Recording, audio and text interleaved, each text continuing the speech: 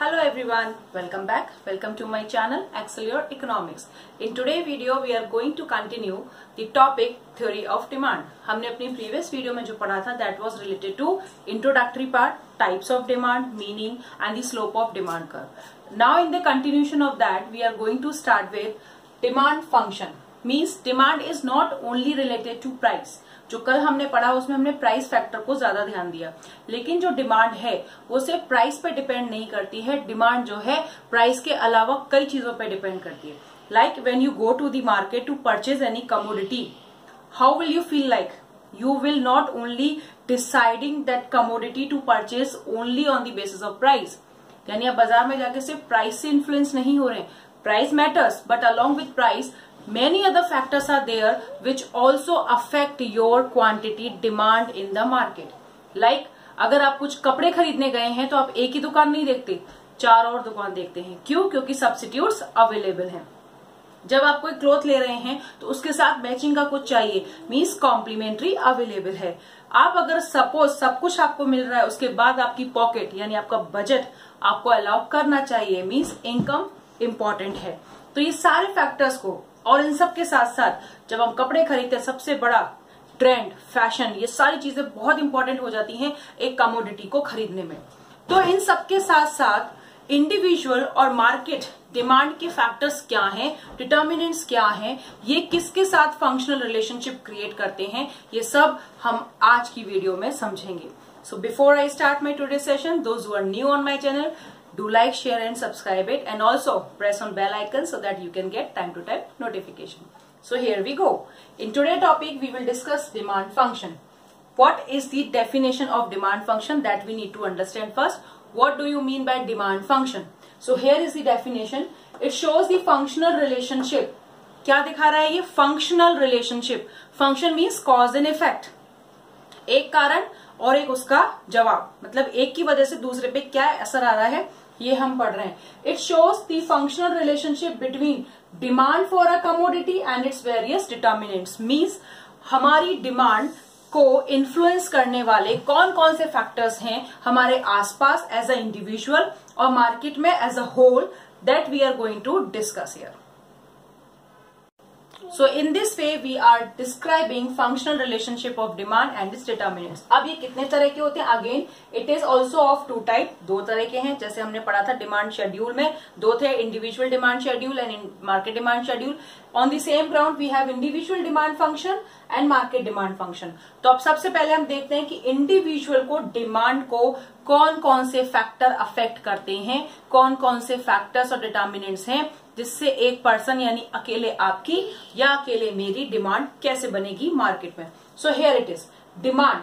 D denotes here demand, F denotes for function, relationship of functional relationship of price of good x, P x, यानी जो good आप खरीदने जा रहे हो उसकी प्राइस सबसे पहला फैक्टर है. इसके बेसिस पे ही हम उस दुकान पे चढ़ते हैं, प्राइस पूछते हैं फिर हम चढ़ते हैं, राइट. दूसरा price of related goods, means जो गुड आप खरीदने जा रहे हो उससे संबंधित, उससे रिलेटेड और कौन कौन सी गुड्स हैं जो आपको इन्फ्लुएंस करेंगी मार्केट में कोई गुड को खरीदने के लिए. फिर आपकी इनकम, बट ऑफ कोर्स बिना इनकम के आप कोई सामान खरीद ही नहीं सकते, यानी आपका budget, that is denoted as Y. Then T, trend, test, fashion and habit, जो करंट में चलती है. हम फैशनेबल हैं, हमें हर चीज लेटेस्ट चाहिए. आप किसी शॉप पे जाते हो कोई कपड़े खरीदने, क्या कहते हो? भैया आजकल जो चल रहा है वो दिखाइए. What does that mean? It means current trend, fashion that on which you are focusing. And the last is future expectation.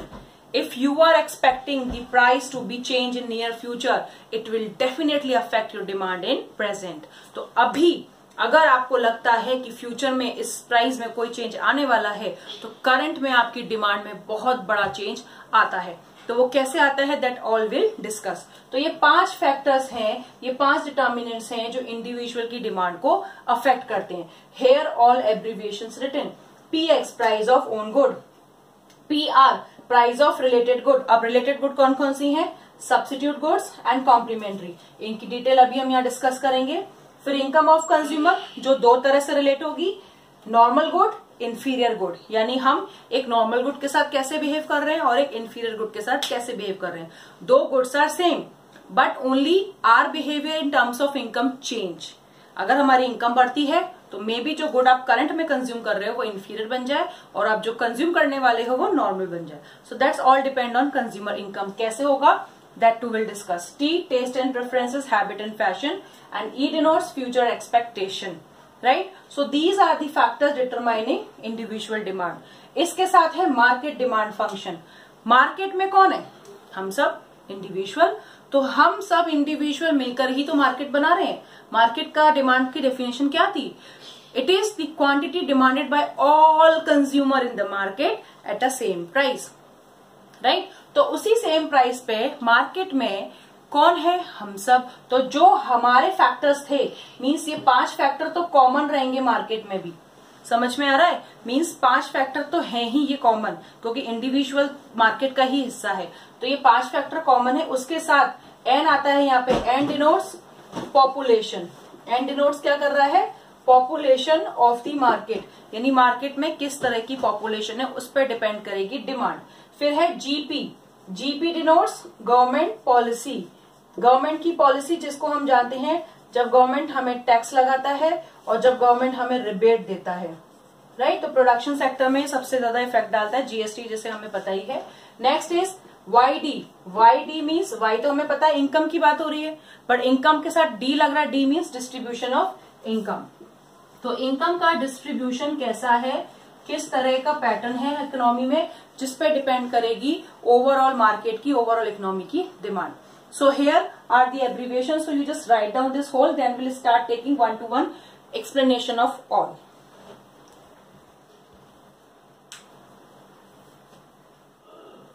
तो सबसे पहले हम डिस्कस करेंगे पहला डिटर्मिनेंट, प्राइस ऑफ कमोडिटी. जब हम प्राइस की बात करते हैं यानी Px, तो प्राइस का क्वांटिटी के साथ कैसा रिलेशनशिप है? Negative. What happen if price of commodity increases, demand for commodity definitely decreases. So with the increase in price, demand for commodity decreases, or with decrease in price, demand for commodity increases. तो कैसा relationship निकल के आ रहा है? Price in price of own good and quantity demanded का negative relation. तो ये एक बट ऑब्वियस रिलेशनशिप है जिसके बेसिस पर लॉ ऑफ डिमांड भी बनेगा, राइट? तो नेगेटिव रिलेशनशिप है जिसकी वजह से कर्व कैसा बनता है? इस तरह का, negatively slope, downward sloping from left to right. क्यों? क्योंकि ये रिलेशन हमेशा ऐसा ही रहता है. आप मार्केट में कोई गुड खरीदने जाते हो, जैसे ही आपको लगता है, जैसे आपने एक पेन खरीदा, आप सोच के गए थे 10 रुपए वाला पेन लूंगा तो मेरे पास अभी 50 रुपए 5 पेन लाऊंगा. बट मार्केट में गए, शॉपकीपर ने आपसे कहा कि अगर आप पूरा बंच खरीदोगे तो मैं आपको कम में लगा दूंगा. तो आपने क्या किया? पूरा बंच खरीद लाया, राइट? क्योंकि पैसे कम हुए तो आपकी डिमांड बढ़ गई. यही तरीका होता है हमारे बिहेवियर का in the market in terms of price of same commodity. So this is about same commodity. अब जो हम पढ़ने जा रहे हैं that is related to related goods, यानी कि नेक्स्ट क्या है हमारा? Price of related goods. अब price of, so now will discuss the price of related goods. Price of related goods यानी उसी गुड से जो आप कौन सी लेने जा रहे थे? X good. सपोज उसको जो पेन खरीदने जा रहे हो उससे रिलेटेड और कौन सी गुड्स हैं ये भी आपको अफेक्ट करेंगी. तो नॉर्मली मार्केट में जो गुड्स खरीदते हैं उसमें 2 तरह की गुड्स शामिल हो जाती हैं जो आपको अफेक्ट कर सकती हैं. One is substitute, one is complementary. तो ये 2 गुड क्या है, इसके डिफरेंस मैंने यहाँ लिख रखे हैं. आप डिफरेंस ग्राउंड पे भी इसको लिख सकते हो. Just look at here. First, substitute good, goods which are used in place of each other. Means ये ऐसी गुड हैं जो एक दूसरे की जगह यूज होती हैं. ये नहीं तो वो सही, वो नहीं तो ये ले लेते हैं. कोई बात नहीं, ये नहीं होता तो कोई नहीं, इससे भी काम चल जाएगा. मतलब जो गुड एक दूसरे की जगह इजीली यूज हो जाए that is called substitute good. तो इसको हम कैसे समझते हैं? If price of substitute good increases, demand for given good increases. कैसे समझना है अब इसको देखिए ध्यान से. सपोज आपके पास बजट है 100 रुपीज का और आप गए हैं पेप्सी और साथ में कुछ स्नैक्स लेने के लिए. बट जैसे ही शॉप पे गए आपने पेप्सी की पूछी तो मे बी पेप्सी की बोतल उसने 70 की बताई और आप सोच के चले थे कि 60 में ये आ जाएगा, 40 में स्नैक्स हो जाएंगे, मेरा काम बन जाएगा. लेकिन वो 70 की निकली. सो इन दैट केस ये सब अजम्पशन है, मार्केट में चेंज हो सकती है प्राइस, आई डोंट नो. तो अब क्या हुआ? 70 की प्राइस निकली तो आपके बजट में थोड़ा डिफरेंस आया. So what you have decided, Pepsi छोड़ो आप मुझे कोक दे दो. तो कोक की प्राइस 60 थी तो आप 60 में लेकर के आ गए. क्यों? क्योंकि वो दोनों ही एक दूसरे के सब्स्टिट्यूट है. अगर वो नहीं तो ये सही. आपके घर में कोई गेस्ट आए तो आप उसको वेलकम करते हो। वेलकम के साथ क्या पूछते हो, चाय लेंगे कि कॉफी। क्यों पूछे आपने, दो ऑप्शन, चाय कॉफी, दोनों एक दूसरे के सब्स्टिट्यूट हैं, या तो चाय पिएगा या कॉफी पिएगा, जो भी एक डिमांड हो जाए, मतलब आपके पास ऑप्शन ऑलरेडी सब्स्टिट्यूट के हैं। तो इस तरह से हमारा बिहेवियर जो एक दूसरे की इन प्लेस में यूज हो जाए उसे हम बोलते हैं substitute goods, means using in place of each other. Understood. क्या एग्जाम्पल्स है, same, tea and coffee, Pepsi and Coke. Ink ball pen, ink pen and ball pen substitute है, that is all what you decide. तो जब good एक दूसरे की जगह use हो जाए उसको हम बोलते हैं सब्स्टिट्यूट गुड। अब देखिए एक चीज हमें ध्यान रखनी है कि यहाँ पे दो पॉइंट निकल के आ रहे हैं रिलेशनशिप के। प्राइस ऑफ सब्स्टिट्यूट गुड, मान लो हमने कह दिया सब्स्टिट्यूट गुड है एक्स, क्योंकि हम जो डिस्कशन कर रहे हैं वो एक्स का कर रहे हैं, यानी एक्स गुड। तो जो गिवन गुड है वो क्या है, एक्स। गिवन गुड क्या है, एक्स, और प्राइस किसकी, सब्स्टिट्यूट की, यानी कि वाई की। वाई आपका सब्स्टिट्यूट गुड हो गया, गिवन गुड आपका एक्स हो गया। सपोज आप बॉल पेन लेने गए हो और बॉल पेन का सब्स्टिट्यूट आपको इंक पेन मार्केट में मिल रहा है, तो इस बेसिस पे आपका बिहेवियर कैसा आ रहा है वो देखना है हमें। इफ प्राइस ऑफ वाई, यानी इंक पेन की प्राइस बढ़ जाती है, डिमांड फॉर गिवन गुड यानी कि एक्स, यानी कि बॉल पेन की डिमांड बढ़ जाएगी। यानी कि एक की प्राइस बढ़ने से डिमांड फॉर गिवन बढ़ जाती है, दोनों बढ़ रहे हैं। क्या बढ़ रहे हैं दोनों, प्राइस एंड डिमांड, यानी price of one good, demand for another good increases. Positive relation between price of Y and demand of X. Are you getting this point? एक बढ़ेगा, एक की प्राइस बढ़ेगी, दूसरे की डिमांड बढ़ेगी, तो there is positive relation between two goods, one is price and one is quantity. This is how substitute relationship has been discussed. Now the second is complementary good. Now what is complementary? Complementary यानी complete with each other. ऐसी goods जो एक दूसरे के साथ होंगी तभी काम आएंगी, नहीं तो काम नहीं आती हैं। ऐसी गुड्स में हम जनरली उन गुड्स को डिस्कस करते हैं जो हम मार्केट में लेने गए और हमें पता है इसको लिया तो इसके साथ एडिशनल खर्चे ये बढ़ेंगे ही बढ़ेंगे। याद आया दिमाग में? यस, कार, टू व्हीलर्स, आप कुछ भी खरीदने जाएं, आपने बाइक खरीदी, आपने एक्टिवा खरीदी, आपने कार खरीदी, तो वो पानी से तो चलेगी नहीं। For this you need petrol. तो डेफिनेटली आप हाथी तो ला सकते हो, पर उसको खिलाने के लिए खर्चे बड़े होते हैं, राइट? तो ये यही प्रोसेस है कि आप ले तो आए टू व्हीलर, लेकिन वो टू व्हीलर के साथ एक और डिमांड आपकी ज्वाइंटली आ गई, दैट इज कॉल्ड पेट्रोल। यानी कि वो अकेला गुड नहीं आया, उसके साथ एक कॉम्प्लीमेंट डिमांड आपकी आई, and that is called complementary good. तो क्या डेफिनेशन है? Goods which are demanded jointly और complete demand for each other, यानी एक दूसरे की डिमांड को जो पूरा करे उसे हम बोलते हैं कॉम्प्लीमेंट्री गुड। अब इनका रिलेशनशिप कैसा है? If price of complementary good suppose Y, if price of complementary good suppose Y increases, demand for given good suppose X. कौन सी गुड? एक्स, क्योंकि हम एक्स को खरीदने गए हैं और उसका इफेक्ट हम वाई की वजह से देखेंगे, राइट? तो क्या होगा? डिक्रीजेस। अब देखो, एक की प्राइस इंक्रीज हो रही है, एक की डिमांड डिक्रीज हो रही है, means price of Y increases, demand for given good X is decreasing. उल्टे चल रहे, तो कैसा रिलेशनशिप आ गया? नेगेटिव। कैसा आया? नेगेटिव। सब्स्टिट्यूट में कैसा रिलेशनशिप था? पॉजिटिव। और यहां कैसा रिलेशनशिप आया? नेगेटिव। किस में आया? Price of Y, demand for X, price of one good, demand for another good. इन दो के बीच में नेगेटिव रिलेशन आया, जबकि सब्स्टिट्यूट में कैसा था? पॉजिटिव से दोनों बढ़ रहे थे या दोनों घटेंगे, राइट? अब यहाँ पे क्या हो रहा है? अगर सपोज वाई की प्राइस डिक्लाइन हो जाती है, ठीक है, तो demand for X will increases. अब इसके एग्जाम्पल क्या है? Car, petrol, pen and ink, definitely bread butter, तो ये सारी चीजें होती हैं। तो अब कार पेट्रोल का अगर मैं एग्जाम्पल ले लूं, suppose petrol is a Y product, यानी प्राइस जो है पेट्रोल की डिसाइड करेगी demand for uses of car. In case like हम अभी देख सकते हैं पेट्रोल की प्राइस हाई है, तो अभी आप जो पेंडेमिक पीरियड चल रहा है उसमें आप क्या कोशिश करते हैं कि हम कम से कम व्हीकल यूज करें, कम से कम कार चलाएं, क्योंकि पेट्रोल बहुत हाई रेट पर है और हम इतना अफोर्ड नहीं कर पा रहे हैं। तो क्या हो गया? जैसी पेट्रोल की प्राइस बढ़ी, demand for the uses of car decreases. Car की डिमांड कम होने लगी, टू व्हीलर्स की डिमांड कम होने लगी, राइट। अब इसके कॉन्ट्ररी, सपोज सिचुएशन रिकवर हो जाए, सब ठीक हो जाए, जैसे ही पेट्रोल की प्राइस फॉल होगी, demand for vehicle will increase, demand for car will increase.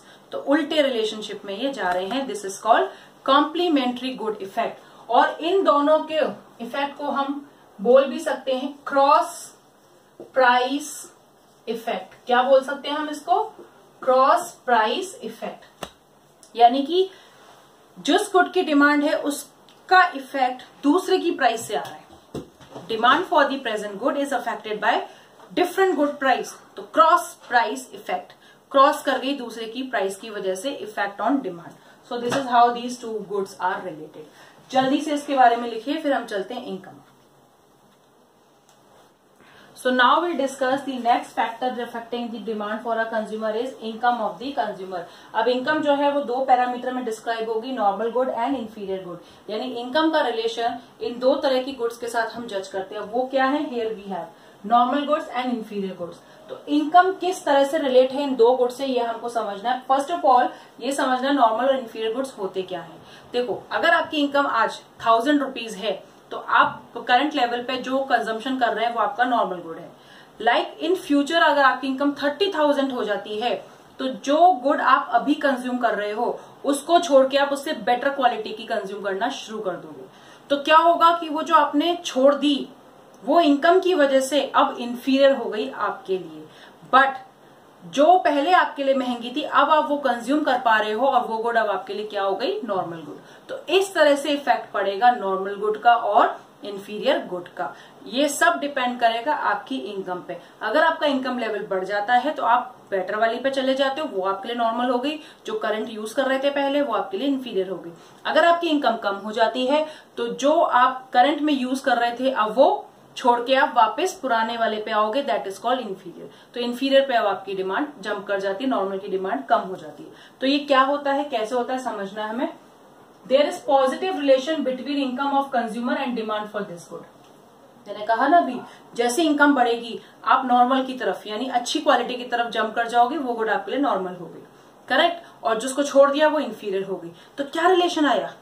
Income बढ़ने से आप बेटर क्वालिटी पे गए, बेटर गुड पे गए तो वो नॉर्मल गुड हो गई। यानी इनकम बढ़ने के साथ नॉर्मल गुड की डिमांड बढ़ गई, राइट। और ऑन अ सेम ग्राउंड जब आपने पुरानी वाली को छोड़ी वो क्या बन गई? इंफीरियर। तो इनकम बढ़ने से इंफीरियर गुड की डिमांड कम हो जाती है और नॉर्मल गुड की डिमांड बढ़ जाती है। इसको हम ऐसे समझ लेते हैं, लाइक एक होता है 20 रुपए वाला, 20 रुपए किलो वाला चावल, एक होता है 100 रुपए किलो वाला चावल।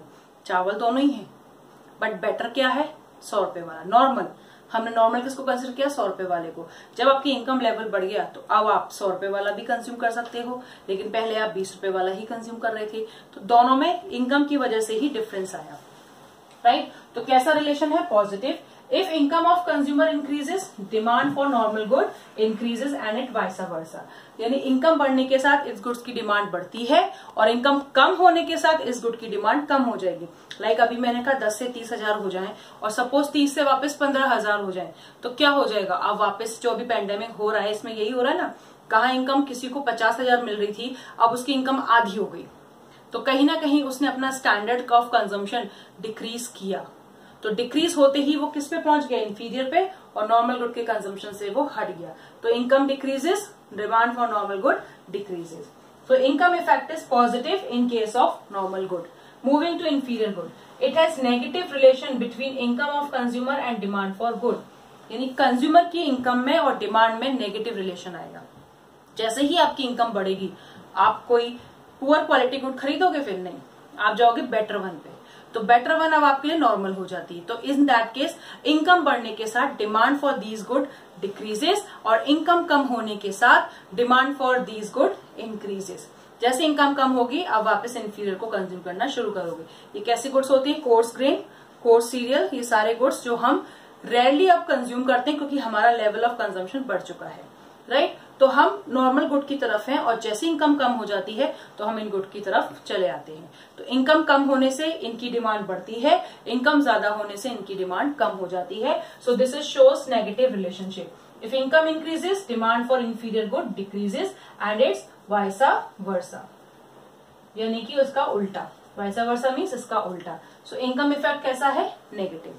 सो this is how income of the consumer also affecting the demand for normal good and the demand for inferior good. Clear? Moving to next, test, preference, climate, habit and all. इस point को अगर हम देखें तो जो current में fashion चल रहा है या टेस्ट है, जो हैबिट है आपकी, उन सब पे डिपेंड करेगी आपकी डिमांड। सपोज अगर हम समर में है तो समर सीजन में क्लाइमेट कैसा होता है? हॉट। तो हम हॉट सीजन में कैसे कपड़े पहनना पसंद करते हैं? कॉटन।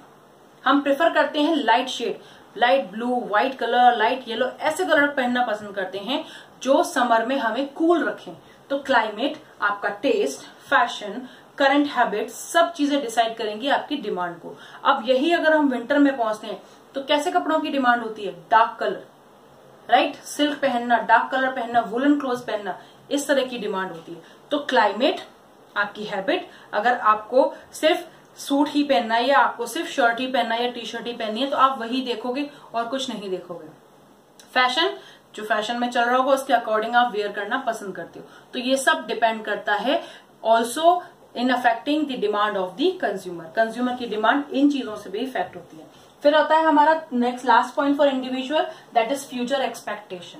अगर आपको लगता है, लाइक आप गोल्ड खरीदते हो, मम्मियों से पूछना, अगर आपको लगता है, आपकी मदर को लगता है, शॉपकीपर, गोल्ड सेलर ये कह दे कि आगे चल के तो इसके गोल्ड का भाव और ज्यादा बढ़ने वाला है, तो क्या होता है? हम करंट में ज्यादा खरीदते हैं। So what is that relationship? Positive. कैसा आया? If you are expecting the price in future increases, demand in current increases, right? अगर प्राइस इन फ्यूचर इंक्रीज होने की संभावना है, एक्सपेक्टेशन है आपको, तो क्या होगा? Demand in current will increases, क्योंकि अब आप ज्यादा प्राइस फ्यूचर में पे नहीं करना चाहोगे, आप अभी जो प्राइस है उसमें खरीद लोगे। और अगर आपको शॉपकीपर ये कह दे कि नहीं आप 2 दिन बाद आ जाना, इस पे नया स्टॉक भी आ जाएगा और आपको प्राइस भी कम मिल जाएंगी, तो जैसे ही आपको लगा कि एक्सपेक्टेशन की फ्यूचर में प्राइस कम होने वाली है, आपने छोड़ दिया और चले गए वापस, कह दिया ठीक है हम बाद में आएंगे। So demand for current will be decrease. So this is how it has positive relation with future price expectation. So these are the individual demand factors. Along with them we have 3 more demand factors which are creating market demand. जो क्या demand function create कर रही है? Market का। तो ये 3 भी हम यहीं पर डिस्कस कर लेते हैं फटाफट से। So here we have the first point, population. अब अगर हमें ये देखना है पॉपुलेशन कैसी है, अगर हमारी कंट्री की पॉपुलेशन हाई है, जो हमें पता ही है इंडिया में पॉपुलेशन हाई है, if demand is increasing due to the increase in price means positive relation, और अगर population कम है तो demand for goods भी कम होती है। क्यों ऐसा हुआ? अगर population ज्यादा है तो buyer, consumer मार्केट में ज्यादा है तो demand ऑटोमेटिकली हाई होगी। तो कैसा रिलेशन है? पॉजिटिव रिलेशन है। किसका? Demand for a good and population का। Population increases, demand increases, population decreases, demand decreases. Simple positive relation in that. और अगर किसी कंट्री में, लाइक हम अपने कंट्री के किसी की भी बात करें, composition of population is in favour of kids, बच्चों का पॉपुलेशन ज्यादा है तो कैसे प्रोडक्ट की डिमांड होगी? Baby food, baby cloth, babies requirement, right? और किसी कंट्री में ओल्डर पीपल ज्यादा, बुजुर्ग ज्यादा हैं, तो किन चीजों की डिमांड होगी? Medical facilities, wheel chair, sticks and all, right? So this is how population affect the demand of the market, right? अब हम चलते हैं नेक्स्ट फैक्टर पे which is related to GP, यानी कि गवर्नमेंट पॉलिसी। और गवर्नमेंट पॉलिसी कौन कौन सी होती है? 2 तरह की होती है, एक होता है टैक्स और दूसरी होती है रिबेट। अगर गवर्नमेंट ने टैक्स बढ़ा दिया, टैक्स रेट इंक्रीज हो जाती है, जीएसटी बढ़ा देते हैं, तो क्या इफेक्ट आएगा? प्राइस बढ़ जाएगी। प्राइस बढ़ जाएगी तो क्या हो जाएगा? डिमांड डिक्रीज हो जाएगी, क्योंकि टैक्स बढ़ते ही गुड्स महंगी हो जाती हैं। जीएसटी ज्यादा लगा दी तो गुड्स महंगी हो गई, तो डेफिनेटली डिमांड आपकी कम हो जाएगी। इसके उल्टा अगर गवर्नमेंट रिबेट दे दे तो प्राइस फॉल हो जाएगी और डिमांड इंक्रीज हो जाएगी। तो इस तरह से भी हमारे डिमांड मार्केट में अफेक्ट होता है due to the government policies, right? कितनी बार होता है मार्केट में आप जाते हो, कभी देखते हो सब्जियां महंगी मिल रही है, आप छोड़ के आ जाते हो, नहीं इतना चाहिए, कम लेंगे। क्यों महंगी मिली? क्यों? कहीं ना कहीं उस पर टैक्स लग गया। अगर आप कहीं कपड़े भी लेने जाते हो शॉपिंग मॉल में, तो आप गुड्स खरीदते हो तो देखते हो उस पर हाई टैक्स लग रहा है या गुड्स महंगी हो रही है, तो आप छोड़ के आते हो। क्यों छोड़ के आते हो? क्योंकि इन पर टैक्स लग गया, राइट? और यही गुड जब बाद में आपको पता चलता है 2 दिन बाद कि ऑफर आया, रिबेट दे दिया, गवर्नमेंट ने कोई भी पॉलिसी चेंज करी, लाइक अगर पेंडेमिक में हम बात करें तो बहुत पॉलिसीज चेंज हुई हैं in terms of tax and rebate, corporate tax कम हुआ है, तो इन सब का क्या फायदा होगा, कॉर्पोरेट टैक्स कम होगा तो जो फर्म है वो डेफिनेटली कम पेमेंट करेगी गवर्नमेंट को और फिर वो कम प्राइस पे ही लोगों को प्रोवाइड कराएगी, तो डिमांड इंक्रीज होगी, right. And the last point here is YD, this is called distribution of income. अगर इनकम, इसका सिंपल सा रिलेशन है, इफ इनकम इक्वल डिस्ट्रीब्यूटेड है, यानी कंट्री में इनकम का डिस्ट्रीब्यूशन इक्वल है, इक्वल डिस्ट्रीब्यूशन ऑफ इनकम है, तो डिमांड कैसी होगी, डिमांड विल बी हाई, क्योंकि गरीब हो अमीर हो सबके पास बराबर इनकम है, सब इक्वल डिस्ट्रीब्यूशन में है, सबका स्टैंडर्ड लिविंग सेम है, यानी कि डिमांड हमेशा हाई रहेगी, सब बेटर डिमांड करेंगे। अब इनकम डिस्ट्रीब्यूशन अनइक्वल है, कैसा है, अनइक्वल है, इनकम डिस्ट्रीब्यूशन अनइक्वल है, यानी गरीब बहुत गरीब है, पुअर बहुत ज्यादा पुअर है और अमीर बहुत ज्यादा अमीर है, तो ओवरऑल क्या होगा, डिमांड रिमेन लो, क्योंकि कंट्री में अगर इक्वल डिस्ट्रीब्यूशन ऑफ इनकम नहीं है तो डेफिनेटली पूरा पॉपुलेशन एक सेम डिमांड नहीं कर रहा है, डिमांड में वेरिएशन है, और in comparison of all actually demand level of the country is very low. तो equal distribution create high demand, unequal distribution of income create low demand. So this is how market demand also affected in the market demand function. So this is all together we have discussed today, individual demand in these 5 terms. Along with these individual demand we have these 3 more which combinedly known as market demand function. तो ये सारे effect हम demand function में पढ़ते हैं in terms of 2 individual and market demand. So that's all for today. I hope you all have understood the today's session. This is all about demand function. Next video will come with law of demand and the change in demand as well. So just write down the whole, then we'll end up the video.